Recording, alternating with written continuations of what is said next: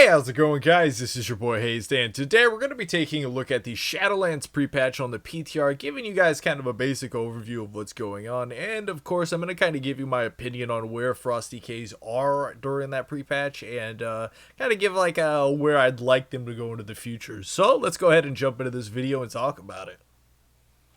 It's who we are, it's what we do, we've come so far, and now we pay the price, so don't even cry. The world is breaking down, and I cannot leave. First things first, we got to go over these talents, even though the majority of them haven't changed, which is actually severely depressing, seeing as we currently dislike the current Frosty K playstyle, and there isn't much change to that at all at current iteration, as in pre-patch play. So, yeah, hopefully we get a lot more of that in the future. But anyways, as for the level 15 talents, Inexorable Assault, Icy Talons, Cold Heart. Everything still works perfectly fine in terms of PvE DPS. Cold Heart is still absolutely nerfed into the ground and unviable to play in PvP. Icy Talons is pretty much a useless spec that doesn't actually increase your melee attack speed enough to actually be viable in any contextual playstyle. As for Inexorable Assault, I am hoping that this is going to be one of our go-tos for the two-handed playstyle, considering the fact that Obliterate damage is going to be our go-to for two-handers, and hopefully we get a little more of that in the future, which of course Inexorable Assault is just going to increase our overall burst pressure of Obliterate. So hoping that's going to be kind of our go-to for that, unless they make Cold Heart actually viable instead of nerfing it into the ground to be a completely useless talent, which absolutely doesn't make any sense to me that they do. You'd figure they'd just balance it out correctly instead of just being like, oh, we can't balance it, just make it a dead talent. Go for it, guys. All right, so anyways, going on to the level 25 talents, we got Runic Attune, which auto attacks has a chance to generate through runic power, which does actually function quite well when you're playing dual wield, especially with some of the new runes you can put on your weapons. That does synergize well with dual wield, so definitely keep an eye on that. As for the murderish efficiency, obviously for me, if I'm going to be playing a bursty two-hander obliteration build, I'm going to be taking murderish efficiency to grant yourself some extra procs and extra runes so you can dish out more burst pressure in comparison to overall consistency pressure, because obviously that overall consistency pressure and cooldown reduction is kind of like the thing I really want to get away from Frosty Ks. I really want to see more of that bursty pressure come out, kind of like we used to have, instead of this really weird overall underrated spec that just, it does okay in team fights when you're popping out chill streak and you got a little bit of survivability with you, but it's absolutely garbage when it comes to 1v1s or burst pressure, which really doesn't make a lot of sense to me. I really don't like that at all. It just makes our class an overall gimp when it comes to overall DPS, and don't get me started. We're not going to go into that right now. Don't get me started.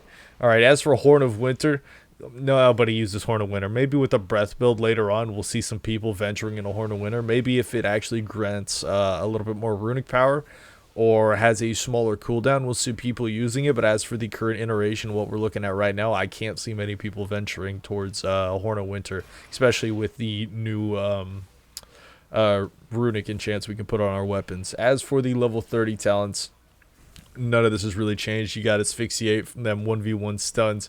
The healer CCs, we got our blinding sleep for them healer CCs inside of arena. But as for those three talents, obviously nothing has changed within any of these 9 talents we've currently looked at.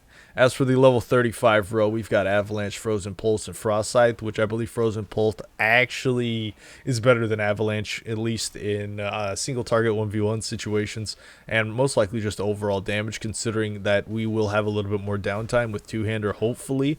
Now, just wait. I know you're thinking, why do you want more downtime? Because we want it to turn into burst pressure. We don't want to increase our downtime to be on equal par as, let's say, dual wield. We want to change it into something burstier, something away from that current overall damage play style. All right.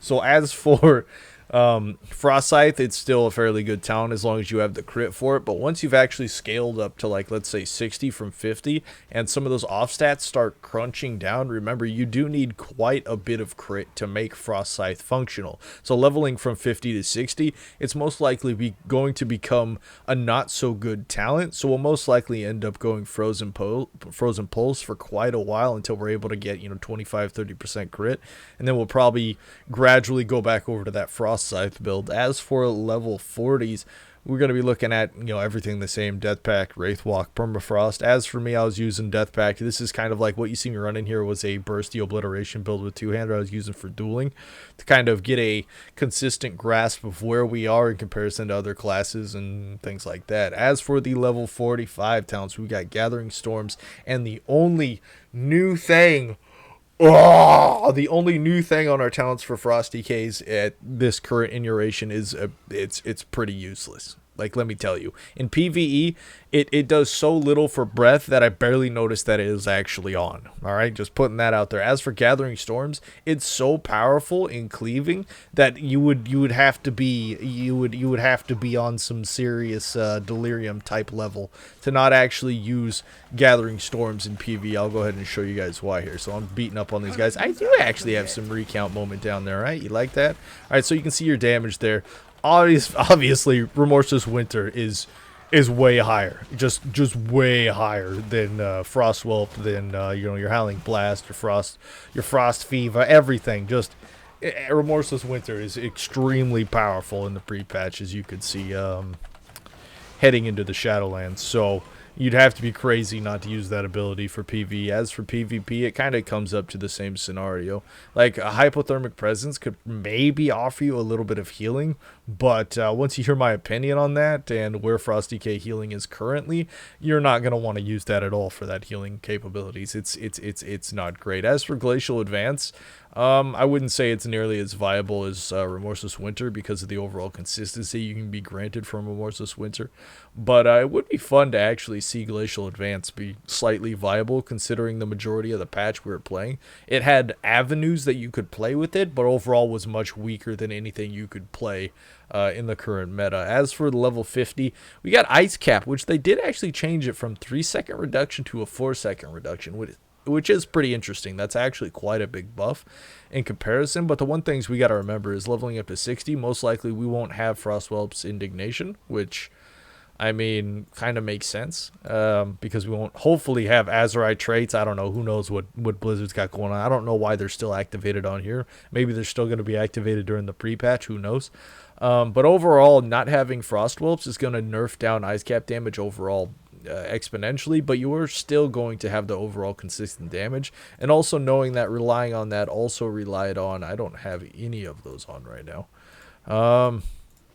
Also relied on the Azurite trait that would proc up strength, and then based on the amount of crits or runes that you sunk into it, Icy Citadel is what I was looking for. Increase your strength after the burst, so you can basically fill in your pillars and have, a burst happening 24/7 with Ice Cap, which it's a pretty hardcore nerf right there, even for just like a 1-second increase on those crits. Also considering that your stats are going to be a lot lower, it's going to be a lot weaker of a stat for quite some time. Like, resorting back to BFA pre-patch or before we started raiding, Breath was extremely powerful, and it was a lot more powerful than Obliteration or Ice Cap. Obviously, this is like a recreated new variation of Ice Cap than we had early on in the expansion, but I could still see Breath of Sindragosa being the PvE meta for quite some time until overall stats, at least off stats, increase. Because right now, like, the majority of your damage is pretty much frost damage. Like, your overall pressure and anything else really isn't that great. So, I mean, obviously, just resorting to Breath of Sindragosa is going to be the way to go with that. So, we've kind of went over those. Let's go ahead and look at some PvP talents. Everything is basically exactly the same, besides the fact that you actually have, obviously, a baseline anti-magic shell, and you can spec into a 60% absorb instead of a 20% absorb now. But outside of that, it's pretty much exactly the same. As for the abilities that are new, we do have some new abilities currently on our little book of tricks up in here. We'll go ahead and get to some of those. Obviously, anti-magic zones now baseline. Reduces magic damage taken by 20%. Will help us survive a little more. But overall, the majority of casters I was fighting, 20% didn't really do very much. Obviously, against some of the casters, and 20% really not that much, but it will help for survivability in arena and things like that, even if you're not speccing into it. Now let's go ahead and go over. Now, one of the things I'm actually excited for is Sacrificial Pact. Sacrifices your ghoul to deal 613 shadow damage to 8 enemies nearby and heal for 25% of your maximum health. This is also going to be good in PvE and PvP. Now, just along the lines of just dealing raw damage, that might be pretty cool for just a nice AoE burst on a Frost DK, and then following that up with other things, you know, your big old Frostworm's Fury, things along those lines would actually be pretty cool. There are a couple other abilities. Now, obviously, Frostworm's Fury is baseline now, so you can throw out your big dragons whenever you want. You don't got to spec into that. That is nice. Exchanging Hypothermic Presence in that slot for Frostworm's Fury being baseline is actually pretty good. The only thing that scares me about this talent is how much they're going to actually have to nerf down our other damaging abilities, because this is now baseline instead of being a talent that you spec into, you know, losing overall pressure to gain burst pressure. So that's what kind of worries me about seeing more of this stuff kind of activating as normalized rotation instead of being things that you just kind of have to go into and sacrifice other things for. So I am kind of worried about that. As for, obviously, we got Death and Decay back. If we're dealing with stealthies, druids, rogues, anything along those lines, Death and Decay is going to be huge for us in just getting some openers broken, at least, you know, just trying to knock something out of stealth so we can do something else instead of standing there being like, Remorseless Winter, did I hit anything? No? Okay, that was fun-ish, I guess. Okay, yeah, because taking that away really just kind of gimped us in the majority of stealth fights. And realistically, it takes a fairly good DK to catch the majority of stealthies in stealth or out of stealth, just based on knowing their habits and things along those lines. So that's good that that's back. It adds a little bit of skill to Frost DKs. I do enjoy that idea. Now, as for other things we are getting a rank 2 Obliterate, which increases our Obliterate damage by 20%. So maximum Obliterates right now is like 2,400 damage plus. I'd say up to about 3,000 is what I've been seeing maximum. Now, an extra 20%, it's going to be like, you know, like 400 damage. All right, let's just round that off to, let's say, 500 extra damage. It's going to be about a 3,000 to 3,500 crit once we obtain that in just right now. I'm not talking about scaling in the future in advance. I'm talking about right now. Overall, would that be really good just alone for an Obliterate spec? Yeah, obviously it helps. But being that it increases damage done by 20% overall, it's not going to do a lot for the Obliteration spec. It's not going to do a lot for two-handers, because there's still going to be avenues that you can take that are currently stronger that isn't really going to change the playstyle up at all. It's not going to change up your burst very much. Now, 20%, don't get me wrong, that helps out. It helps out quite a bit. But that is just kind of like a little band-aid to put on there that's really not going to do too much in terms of your overall playstyle or how you're going to play your class or change what specs you're going to be using, which kind of saddens me. It is going to increase your overall DPS in PvE. It is going to increase our burst in PvP, which does excite me a little bit when it comes to the melee hits, but 20% isn't going to do a lot. It's not going to do a lot.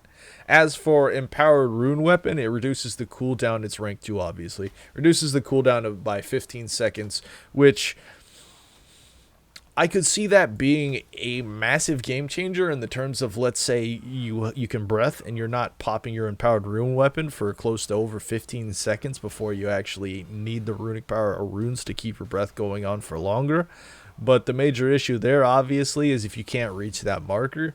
This right here is just going to actually make Empowered Rune Weapon off cooldown to your breath, which is going to just allow a lot of people to kind of like want to pop it at a different time, which you won't, because if you're playing breath spec, you can't. Like, you're literally going to need to time that with your breath, which they're both on 2-minute cooldowns. So changing that up like that, I mean, it could make it slightly more fluent if for some reason you're popping Empower before your breath and then that's not off cooldown, just something along those lines. All right.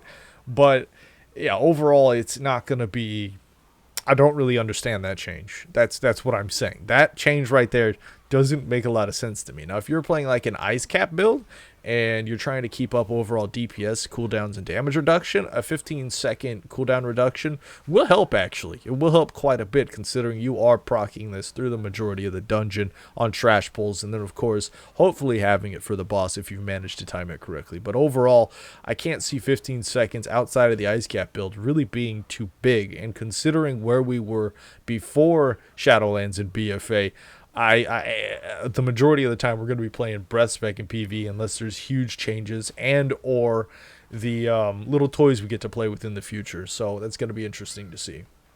As for the level 58 talent, we got Killing Machine, which is rank 2, obviously. Your next Obliterate deals frost damage. So that's kind of interesting to see. So you could see actually modifying it to do frost damage instead of melee damage, allowing us to enhance the damage on Obliterate by scaling with Mastery, which will open up more Mastery builds for us as Frosty K's. Hopefully like some kind of...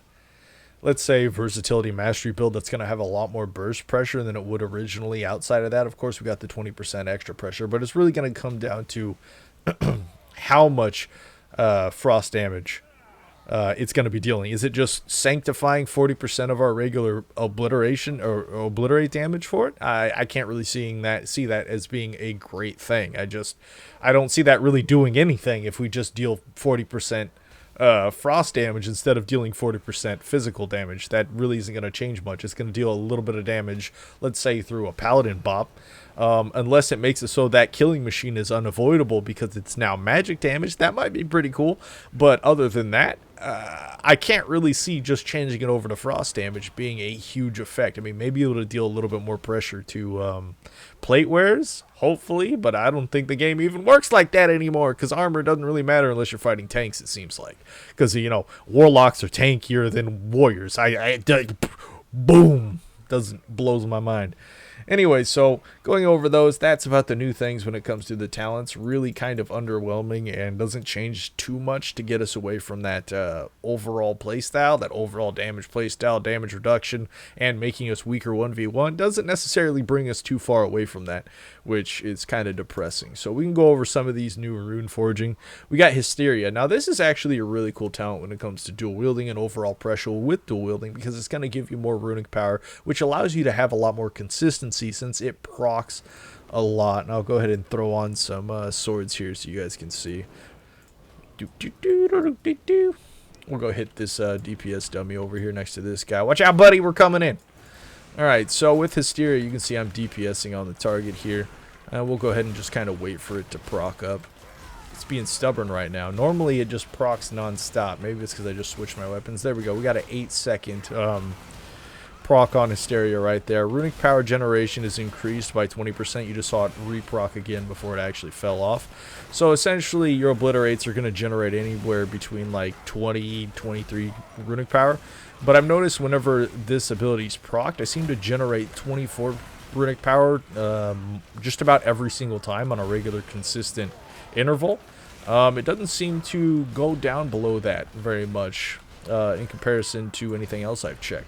So as we know about dual wield already, it does grant, of course, more Killing Machine procs, which does allow it to generate more burst than a two-hander, which also, when you add in the fact that that's going to increase runic generation, which is going to increase damage since Frost Strikes actually hit harder than Obliterates currently. Quite a bit harder than Obliterates. I've had Frost Strikes hit for around 4,000 plus, and Obliterates don't hit anywhere near that, obviously.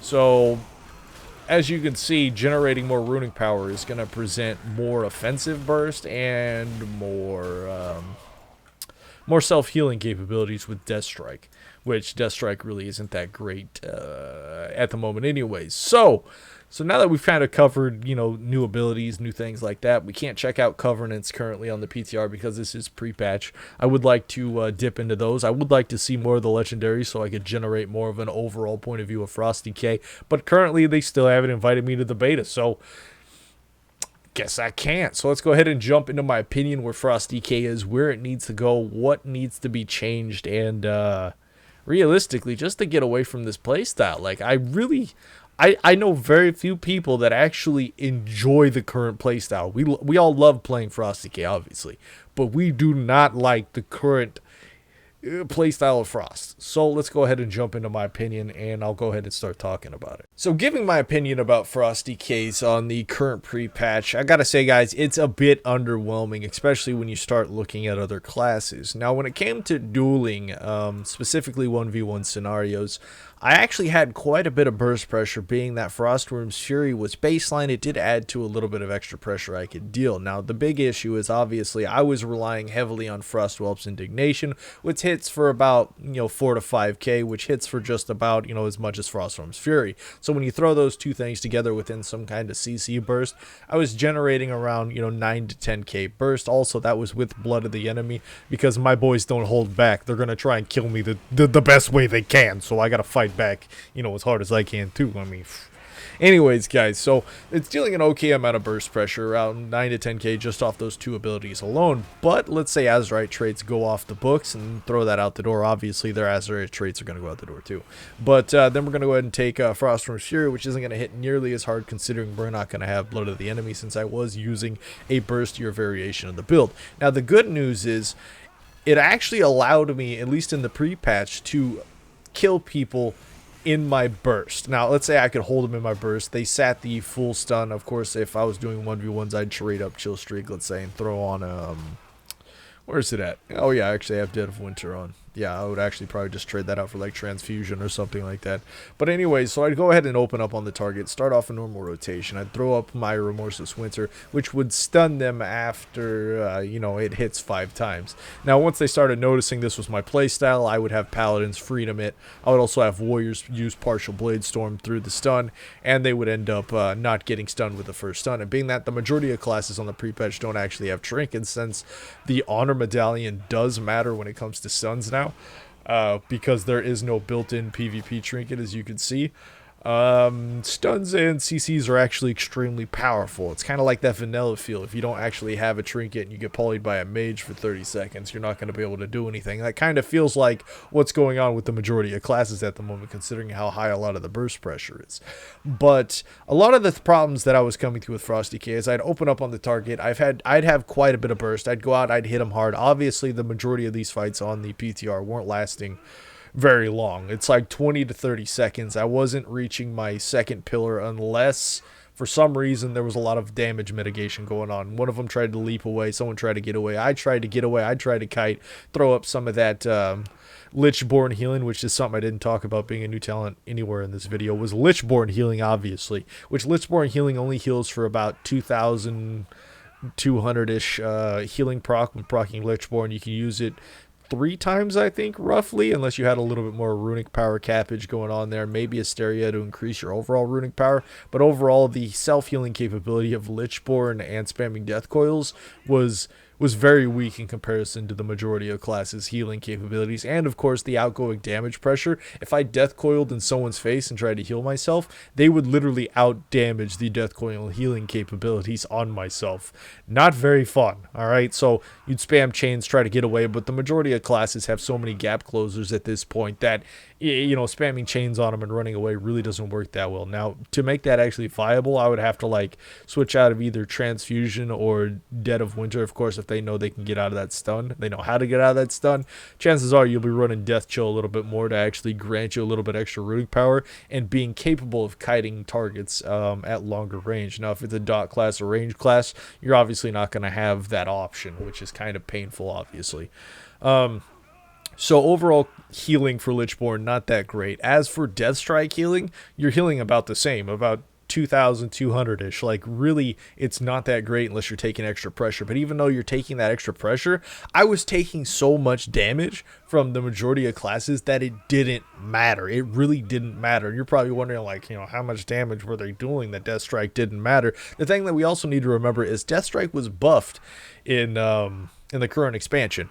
And then because of the scaling and health pool scaling of using Azurite traits, it was nerfed again. So here we are in the pre-patch with nerfed Death Strike healing, trying to out-heal other classes' damage while having Azurite traits.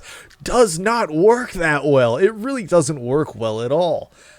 So I really would like to see some extra healing going on there, obviously with Death Strike, because it is not where it needs to be anywhere, because I dual classes and my overall consistency after the initial burst would be so weak that they're just normalized healing, like say fighting a Fury Warrior, would just heal right through my damage after the burst. It would almost be like I'm not even touching him after the initial burst. It's just the warrior running around just passively healing off me, laughing at the fact that I'm literally dealing no damage outside of that initial burst.